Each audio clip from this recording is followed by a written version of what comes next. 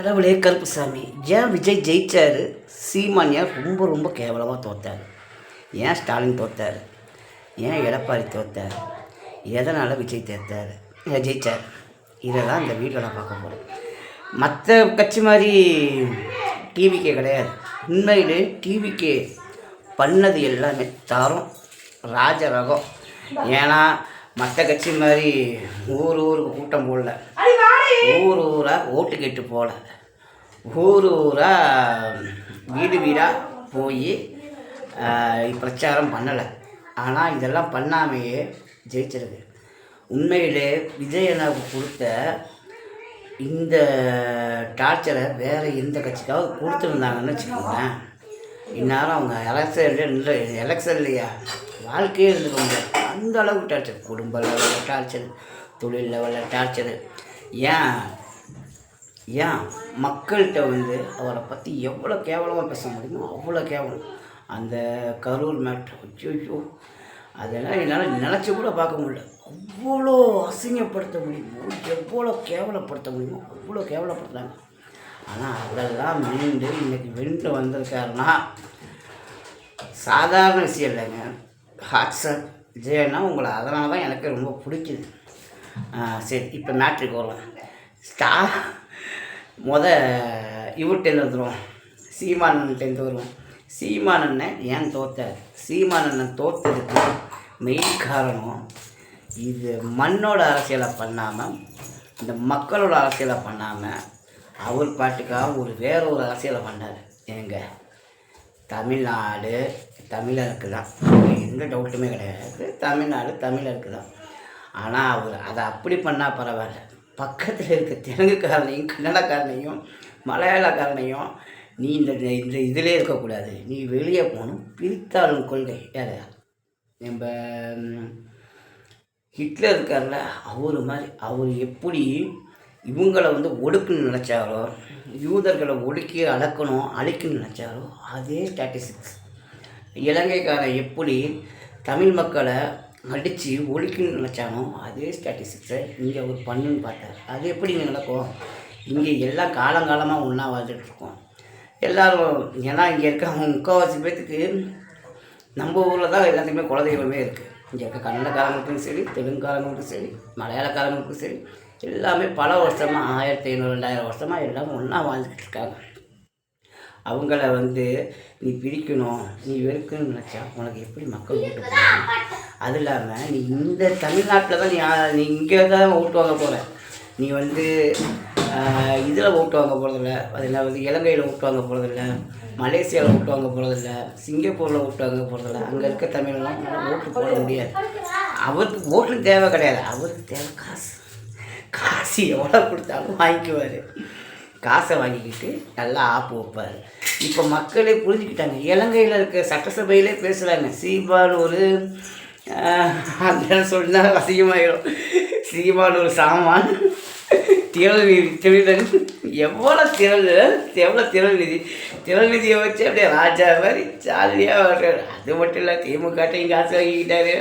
இந்த IPL match ஒன்று, இந்த ஐபிஎல் நடக்கிறதுனால இப்போ சொல்கிறேன் அந்த மேட்ரு என்னென்னு. ஐபிஎல் ஒரு 10 வருஷத்துக்கு முன்னாடி அப்போ ஒரு பிரச்சனை வந்துச்சு. இலங்கைக்காரங்க நம்ம இந்தியாவில் தமிழ் டீம்லேயும் இதுலேயும் விளாடக்கூடாதுங்க.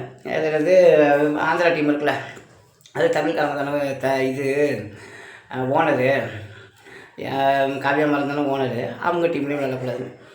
என்ன பண்ணாங்க, இங்கே வந்தவங்க எல்லாம் போட்டு அடியடின்னு அடித்தாங்க. அப்படியே பார்த்தா ஒரு வாரம் ஒரு 10 நாள் தான் அந்த பிரச்சனை நடந்துச்சு. அதுக்கப்புறம் அந்த பிரச்சனையை பற்றி நீங்கள் பேசுகிறதே இல்லை. மேட்ச் பார்க்க வந்தவங்க அடித்தாங்க, அதுக்கப்புறம் ஏன் அடிக்கவே இல்லை, அதுக்கப்புறம் விளாட்றாங்க, விட்டுட்டாங்க. காரணம் என்ன தெரியுங்களா?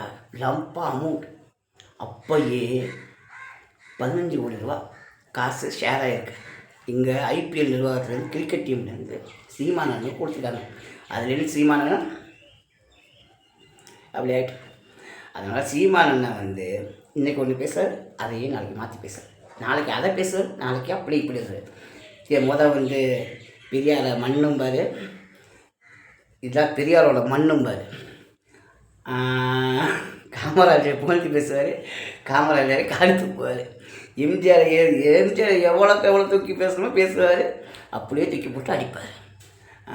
விஜயகாந்தை வந்து கேவலப்படுத்துவார், அப்புறம் தூக்கி உச்சியில் வைப்பார். அதனால் அந்த ஆள் பேச்சை மக்கள் நம்பலை.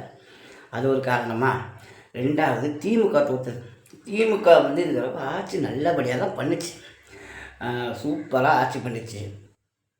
நிறைய சேவை செஞ்சாங்க. இந்த 1000 ரூபா காசு கொடுத்தது, இந்த காலைல பிள்ளைங்களுக்கு ஸ்கூலுக்கு காலை உணவு திட்டம் கொடுத்தது, அந்த மகளிருக்கு பஸ்ஸு ஃப்ரீயாக விட்டது, இந்த மாதிரி நல்ல விஷயங்கள் நிறையா இருந்தாலும் அவங்க பண்ண அதிகாரிங்க பண்ண வேலை இருக்குது கொஞ்சமாக நஞ்சமாக.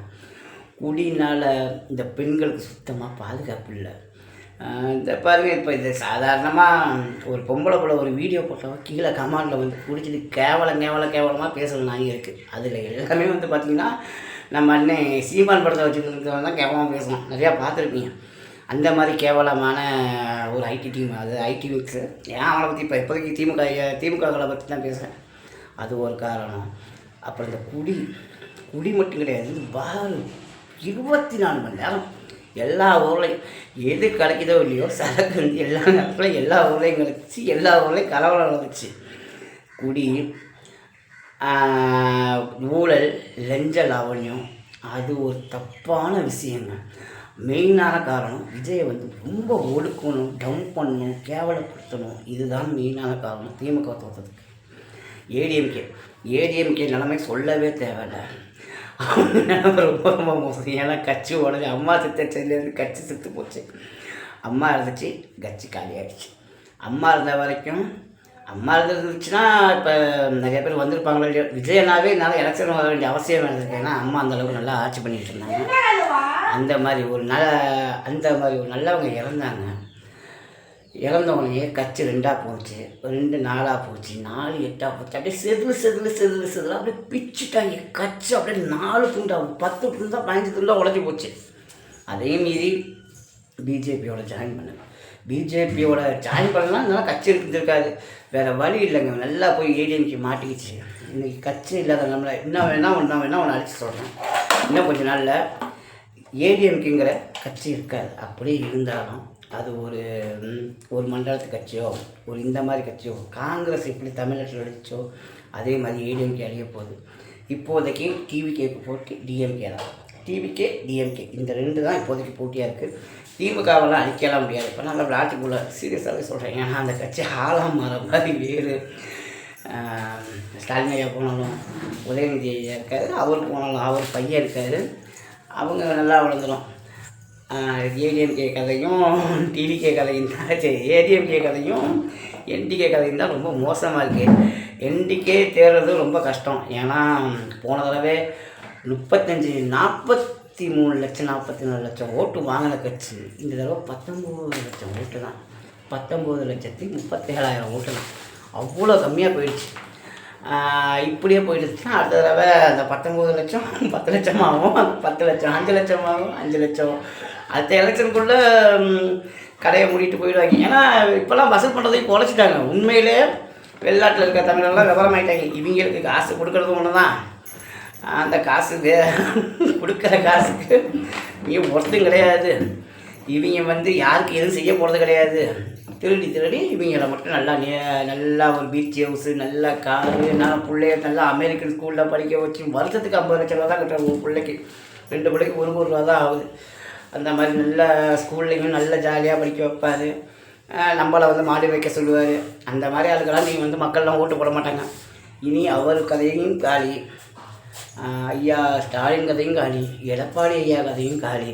இனி தமிழ்நாட்டில் ஒரே ஒரு ஆட்சி தான், டிவிகே மட்டும்தான். தலைமை எப்போவே மாசாக பண்ணுவார், அந்த நம்பிக்கை இருக்குது.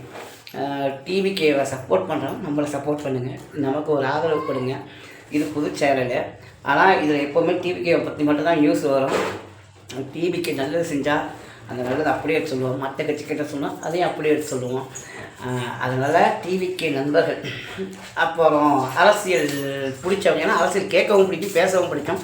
எனக்கு அரசியல் கேட்க ரொம்ப பிடிக்கும், பேசாத விட ரொம்ப பிடிக்கும். புதுசாக வந்திருக்கேன், கொஞ்சம் சப்போர்ட் பண்ணுங்கள் மக்களே. கடவுளே கருப்புசாமி, நான் எதிர்பார்க்கல. ஏன்னா இன்ஸ்டாகிராமில் ஏற்கனவே ஒரு 28,000 ஃபாலோவர் இருக்குது. இப்போ தான் யூடியூப் வந்திருக்கேன்.